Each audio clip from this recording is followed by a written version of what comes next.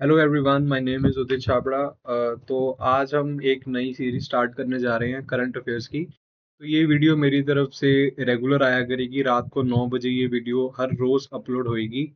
तो इसमें मैं जितने भी इम्पोर्टेंट करंट अफेयर्स होंगे उस पर्टिकुलर दिन के वो डिस्कस किया करूँगा, और इसके अलावा कुछ और भी चीज़ें जो मुझे लगता है न्यूज़ से रिलेटेड कुछ भी इम्पोर्टेंट फैक्ट्स होंगे जनरल नॉलेज के या जो एग्जाम्स के लिए इम्पोर्टेंट होंगे वो मैं साथ के साथ डिस्कस करूँगा। तो आई नीड योर सपोर्ट। आप इस वीडियो को प्लीज़ शेयर करें अपने फ्रेंड्स के साथ, और फ्री ऑफ कॉस्ट मैं यहाँ पर जो भी होगा करंट अफेयर से रिलेटेड कंटेंट वो प्रोवाइड करूँगा। So without wasting any further time, let's jump on to our first news for today. तो केरला केरला ने लॉन्च किया है एक स्कीम जिसका नाम है ज्योति स्कीम, और ये स्कीम इन्होंने किस लिए लॉन्च किया है? To educate the migrant children. देखो केरला में क्या है, 35 लाख, एक सरकारी आंकड़े के अकॉर्डिंग केरला में लगभग 35 लाख स्टूडेंट्स ऐसे हैं। 35 लाख लोग ऐसे हैं जो माइग्रेंट्स हैं। तो माइग्रेंट्स के बच्चों को पढ़ाने के लिए, उनकी एजुकेशन, उनके वेलफेयर सपोर्ट के लिए केरल की गवर्नमेंट ने इस स्कीम को लॉन्च किया है। ठीक है। और देखो इसके अलावा, अच्छा हाँ, इसमें होगा क्या, जो बच्चे होंगे वो एजुकेशन सिस्टम केरला के आंगनवाड़ीज होगी या जो बाकी स्कूल्स होंगे उसमें वो बच्चे पढ़ सकेंगे। ठीक है।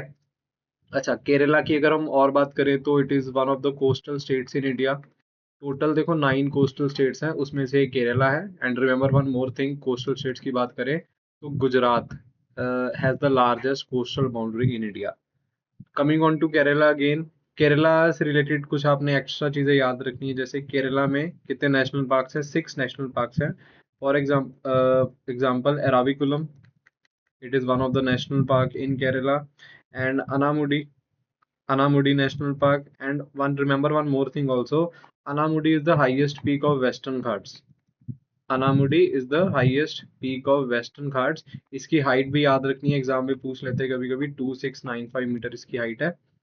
ठीक है। It is one of the, not one of the, it is the highest peak in western Ghats in India. ठीक है। और अगर मैं बात करूं तो एक नेशनल पार्क है यहाँ पे, साइलेंट वैली। साइलेंट वैली एक और है, याद रख लेना, पिन वैली। मतलब ये थोड़े सिमिलर से नाम लगते हैं, साइलेंट वैली और पिन वैली। पिन वैली हालांकि हिमाचल प्रदेश में है, साइलेंट वैली केरला में है। और एक है पंबाडुम शोला, पंबा पंबाडुन शोला। ठीक है। और एक है Mathikettan Shola. And the last and one, अच्छा ये भी एक ये भी अनामुडी शोला, ये अनामुडी शोला है। ठीक है। एक दो तीन चार, एक ये हो गया Silent Valley 5, and one more we have, the sixth one is Periyar National Park. ठीक है। I repeat, Periyar National Park, Eravikulam National Park, and Anamudi Shola National Park, Pambadum Shola National Park, Mathikettan Shola National Park, and the last is Silent Valley National Park. ये शोला वाले simple याद रख लेना, जहां पर शोला word आ जाएगा ना नेशनल पार्क से रिलेटेड, वो हमेशा केरला ही उसका आंसर होगा। ठीक है। And Kerala has also some dances. Kerala के कुछ डांसेस भी इंपॉर्टेंट है। मैं क्लासिकल डांसेस की बात कर रहा हूँ। किसी को आते हैं तो बताओ, कमेंट में आंसर करो। अगर नहीं पता तो मैं बता देता हूँ। Kerala has two classical dances. देखो दो डांसेस होते हैं, एक क्लासिकल डांस होते हैं और एक होते हैं फोक डांस। क्लासिकल डांस हमेशा किसी गॉड को डेडिकेट किए जाते हैं, जबकि फोक डांस हम नॉर्मली किसी ओकेजन के लिए किसी ओकेजन पे करते होते हैं। तो अगर मैं सिर्फ क्लासिकल डांसेस की बात करूं आपके साथ, तो एक तो कथकली याद रखना है आपने, कथकली। ठीक है। And the second one is Mohiniyattam, Mohiniyattam. तो ये दो नेशनल पार्क्स हैं, सॉरी फोक क्लासिकल डांसेस है जो आपने केरला से रिलेटेड याद रखने हैं। ठीक है। तो let jump on to the next news. अच्छा ये देखो, इंडिया ने लॉन्च किया है chip based e passports to enhance travel security.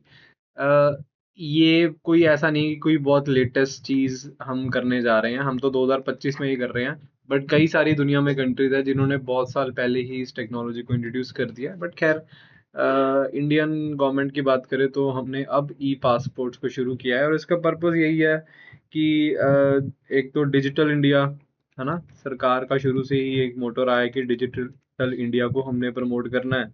और इसके अलावा जो सिक्योरिटी चेक्स होते हैं वहाँ पे आसानी होती है उनको क्रॉस करने के लिए। तो ये एक बहुत टाइम से लोगों की डिमांड थी, जो लोग खास करके ज़्यादा ट्रैवल करते हैं उनकी बहुत देर से डिमांड थी। तो अभी फ़िलहाल गवर्नमेंट ने इसको मंजूरी दे दी है, और इसमें याद रखना है हमने कि RFID चिप्स यूज़ होंगी। ये आपसे एक क्वेश्चन पूछ सकते हैं कि इसमें कौन सी टेक्नोलॉजी यूज़ होगी या कौन सी चिप्स यूज़ होगी, तो RFID चिप्स यूज़ होगी। मेरे को कमेंट सेक्शन में बताओ RFID की फुल फॉर्म क्या है। Please let me know in the comment section the full form of RFID। ठीक है। एंड पासपोर्ट्स इशू कौन करता है? Ministry of external affairs. And who is the minister for external affairs? इनका नाम है S जयशंकर। आप सभी इन्हें जानते ही होंगे।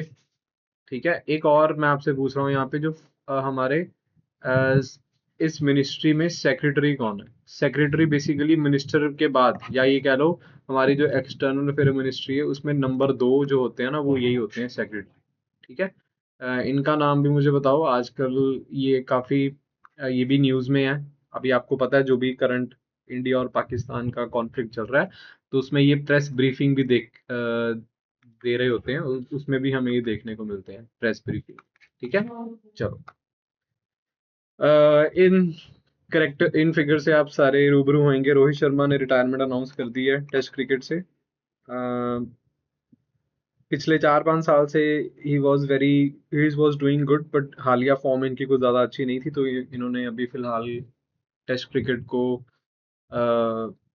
टेस्ट क्रिकेट से संन्यास ले लिया। हालांकि ODI फॉर्मेट में ये खेलते ज़रूर दिखेंगे, और अभी रिसेंटली ही ODI फॉर्मेट में जो चैंपियंस ट्रॉफी होती है, चैंपियंस ट्रॉफी, उसको भी इंडिया ने जीता था। और ये टूर्नामेंट कहाँ पे हुआ था? दुबई। और इंडिया ने इसमें न्यूजीलैंड को हराकर ये टूर्नामेंट जीता था। ठीक है। चलो, नेक्स्ट। कैबिनेट ने अप्रूव किया है 11828 crore expansion plan for 5 IITs। देखो, इंडिया में आज की डेट में 23 IITs हैं। अब ये जो 5 IITs हैं, ये कौन कौन से हैं? IIT तिरुपति,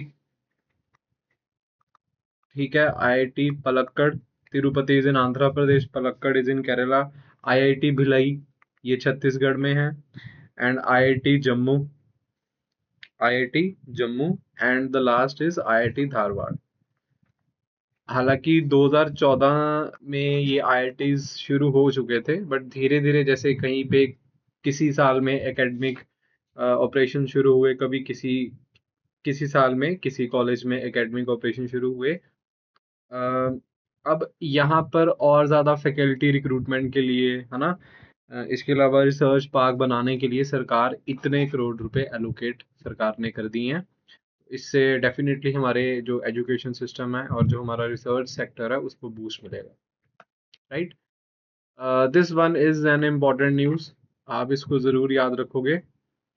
तो न्यूज़ क्या है कि सरकार ने CBI के डायरेक्टर के टेन्योर को 1 साल के लिए बढ़ा दिया है।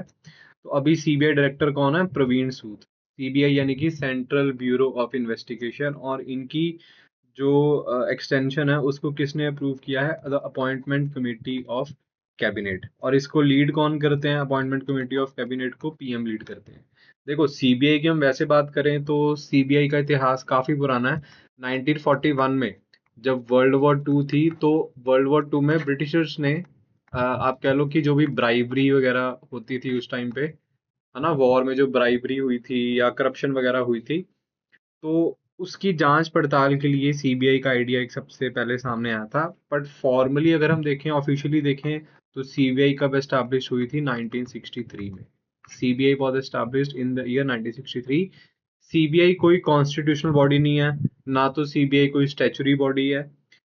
CBI के लिए जो एक्ट आपको याद रखना है वो कौन सा है?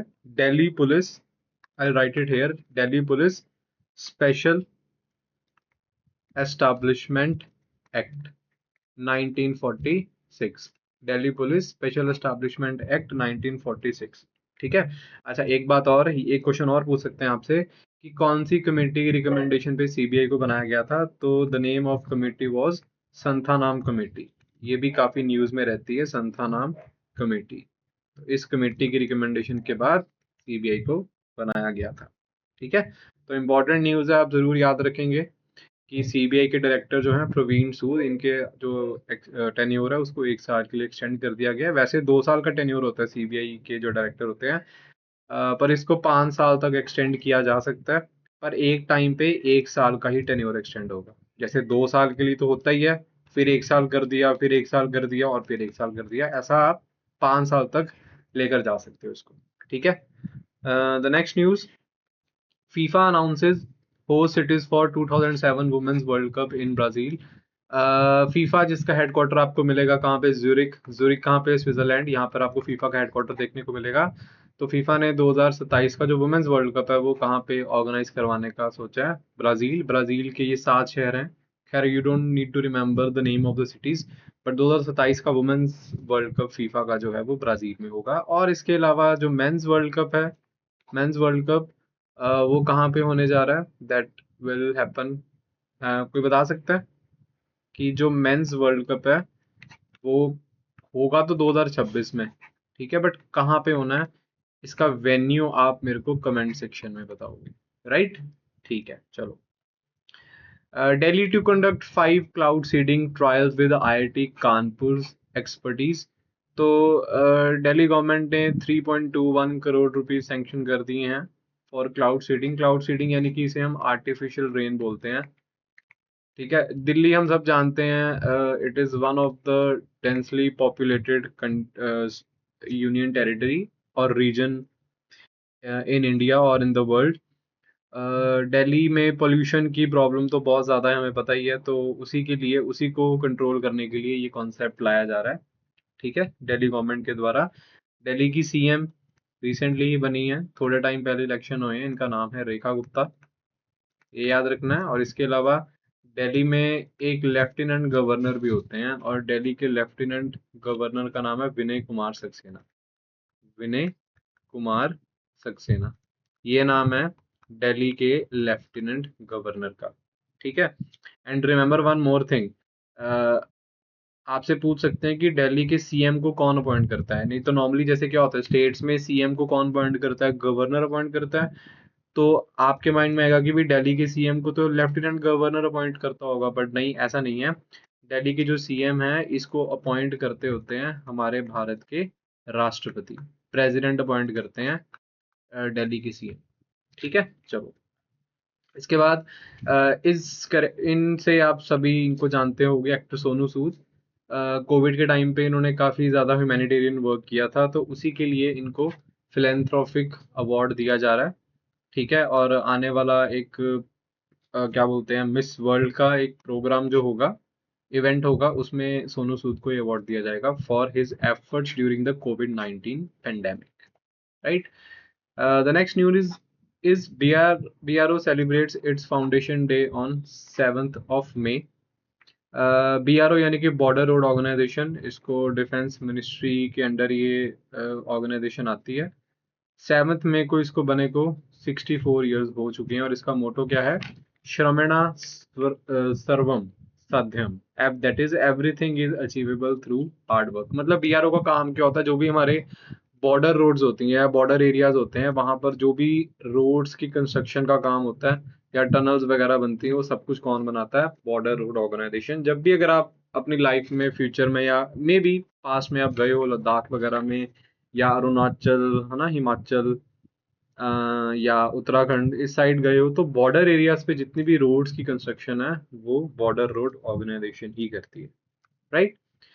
नेक्स्ट इज, ये डे याद रखना है आपने, वर्ल्ड ह्यूमन राइट्स डे कब ऑब्जर्व किया जाता है, 8 मई 2025 को। ठीक है। इसकी आई थिंक ये थीम आपको नहीं याद रखनी, दिस इज शायद टाइपिंग मिस्टेक है। इसकी थीम कुछ और है। ठीक है। थीम आप लोग मुझे कमेंट्स में बताओगे कि इस डे की थीम क्या है। ठीक है। अच्छा, by the way, do we have any organization for human rights in India? Yes, we do have. The name of that organization is National Human Rights Commission। ये एग्जाम में क्वेश्चन बहुत बारी पूछा हुआ है कि रेलवेज का एग्जाम हो, एसएससी का एग्जाम हो, कि एनएचआरसी कब बना था। तो याद रखोगे आप, it was established in the year 1993। ठीक है। And national human rights commission is a statutory body. Statutory body कौन सी होती है? जिसको पार्लियामेंट के एक्ट के बाद या लॉ के बाद बनाया जाता है, that body is called as a statutory body. 1993 में इसको स्टैब्लिश किया गया था। और इसका काम क्या होता है भैया? ह्यूमन राइट्स वॉल्यूशन को देखना, है ना। जैसे अगर आप किसी पर्सन को अरेस्ट भी किया है, आपने किसी को कन्विक्ट कर दिया है कोर्ट ने, है ना, या कोई कैदी है, कुछ भी है, एट द एंड तो वो ह्यूमन ही है ना। तो उसके ह्यूमन राइट्स प्रोटेक्ट करना या ऐसी चीजें देखना या जेल्स को विजिट करना, ये काम किसका होता है? नेशनल ह्यूमन राइट्स कमीशन, या फिर स्टेट्स में जो होती है उसको हम लोग स्टेट्स ह्यूमन राइट कमीशन भी बोलते हैं। ठीक है, let me know in the comment section who is the chairman for the national human rights commission. Last की कुछ न्यूज रह गई हैं, ये फटाफट देख लेते हैं। वियतनाम ने लॉन्च किया है 10-year golden visa to attract the Indian investors and tourist. Vietnam has been in the recent years, ये टॉप डेस्टिनेशन मानी जाती है for the Indian tourist. Travel के मामले में जिनको ट्रैवल करना पसंद है, तो बजट फ्रेंडली अगर कोई ट्रैवल करना चाहता है तो Vietnam is one of the country. The capital of Vietnam is Hanoi. ठीक है। Robert Francis, this is one of the very important news for today. Robert Francis Prevost becomes elected next pope. Take name Leo 40। ठीक है, तो देखो अभी कुछ ही देर पहले pope Francis जो इटली में थे, उनकी डेथ हुई। तो उसके बाद जो नेक्स्ट पोप बने हैं, उनका नाम आपको याद रखना है, रॉबर्ट फ्रांसिस प्रीवोस्ट। ठीक है, ये अमेरिका से हैं, इनकी कंट्री भी आपने याद रख लेनी है, अमेरिका से हैं ये। ठीक है। Kartarpur corridor closed after Indian strikes under Operation Sindoor. ये न्यूज सभी जानते हो, ऑपरेशन सिंदूर अभी चल भी रहा है ये, है ना। तो करतारपुर कॉरिडोर जो है, ये आप कह लो कि जो गुरु नानक देव जी हैं, सिख रिलीजन के जो फाउंडर जिनको माना जाता है, गुरु नानक देव जी, उनकी जो बर्थ प्लेस में के ऊपर एक गुरुद्वारा बना हुआ है, कहाँ पे? पाकिस्तान के करतारपुर में। ठीक है, तो ये करतारपुर बेसिकली क्या करता है? इंडियन साइड का जो करतारपुर डिस्ट्रिक्ट है, उसको कनेक्ट करता है पाकिस्तान के करतारपुर से। और यहाँ पर जाने के लिए you don't need any visa, बस आपको पासपोर्ट चाहिए होता है। पासपोर्ट पे किसी टाइप की कोई स्टैंप वगैरह नहीं लगती, कोई वीज़ा वगैरह कुछ नहीं होता, जस्ट कुछ फीस होती है। I think that is also somewhat around 2000 rupees, Indian rupees. तो खैर, अब जो भी है, इस करंट सिनेरियो के बाद फिलहाल टेम्परेरी तौर पे इस कॉरिडोर को क्लोज कर दिया गया है। ठीक है। Next news is Starlink gets government nod, a new era in satellite connectivity. देखो स्टारलिंक क्या है, हम सब जानते हैं, इलॉन मस्क की ये कंपनी है। और ये करती क्या है? सैटेलाइट इंटरनेट प्रोवाइड करती है। नॉर्मली हम जो आजकल इंटरनेट यूज कर रहे हैं वो वायर वाला इंटरनेट होता है, बट ये जो है ये सैटेलाइट के थ्रू इंटरनेट सर्विसेज प्रोवाइड करती हैं। ठीक है, हालांकि अभी जो भी पालगम में अटैक हुआ है, ऐसा बोला जा रहा है कि अब जो स्टारलिंक को थोड़ी दिक्कत आएगी, क्योंकि गवर्नमेंट जो रूल्स एंड रेगुलेशंस है वो टाइट करने वाली है स्टारलिंक के लिए। ठीक है। And the last news for today is India celebrated Rabindranath Tagore's 164th birth anniversary honouring the bard of Bengal. Rabindranath Tagore, देखो इनके बारे में हम सभी जानते हैं, इंडिया में सबसे पहली बार नोबेल प्राइज इनको ही मिला था in the field of literature. ठीक है। और इसके अलावा रविंद्रनाथ टैगोर से रिलेटेड कुछ और भी फैक्ट्स आपने याद रखने हैं, जैसे फॉर एग्जांपल जनगण मन, जो हमारा नेशनल एंथम है, विच इज संग फॉर 52 सेकेंड्स, ये इन्होंने ही लिखा था। और इसको फर्स्ट टाइम जनगण मन जो हमारा नेशनल एंथम है, इसको कब गाया गया था? ड्यूरिंग द 1911 जो कलकत्ता सेशन हुआ था। ठीक है, कांग्रेस इन आईएनसी के कुछ सेशन है ना, तो उसमें जो कलकत्ता सेशन है, उसमें for the very first time इस जन गण मन को गाया गया था। एंड एक डेट याद रखनी है आपने, और 24 जनवरी 1950, ये वो डेट थी जिस दिन हमने जन गण मन को हमारा नेशनल एंथम, मतलब इसको हमने अपने नेशनल एंथम के तौर पे अडॉप्ट किया था। ठीक है, जन गण मन। एंड रविंद्रनाथ टैगोर के जो फादर हैं, उनसे रिलेटेड भी क्वेश्चन हिस्ट्री में बन जाते हैं। इनके फादर का नाम है दिवेंद्र नाथ टैगोर। दिवेंद्र नाथ टैगोर। ठीक है, और देवेंद्र नाथ टैगोर किससे रिलेट करते हैं? आदि ब्रह्मो समाज। आदि ब्रह्मो समाज। आदि ब्रह्मो समाज भी ब्रह्मो समाज से ही टूट के बना था। ये ब्रह्मो समाज कौन सा है? वही वाला राजा राम मोहन रॉय वाला जो है, ठीक है। देखो 1833 में राजा राम मोहन रॉय की तो डेथ होगी। उसके बाद जो ब्रह्मो समाज था उसको किसने संभाला? देवेंद्रनाथ टैगोर ने। फिर आगे जाके इसको और किसने ज्वाइन किया था? केशव चंद्र सेन ने। तो केशव चंद्र सेन और देवेंद्रनाथ टैगोर के बीच में बिकॉज ऑफ आइडियोलॉजिकल डिफरेंसेस ब्रह्मो समाज टूट जाता है। और उस ब्रह्मो समाज में से एक निकलता है आदि ब्रह्मो समाज, जिसको कौन लीड करते हैं? देवेंद्रनाथ टैगोर। और एक बनता है ब्रह्मो समाज ऑफ इंडिया, इसको कौन लीड करते हैं? केशव चंद्र सेन लीड करते हैं। ठीक है। तो यही थी आज की इम्पोर्टेंट न्यूज़। मैं उम्मीद करता हूँ आपको बहुत कुछ जानने को मिला होगा। जब भी आप पढ़ने बैठो तो हमेशा प्लीज़ मेक श्योर करो आप कॉपी और पेन लेकर ही बैठो।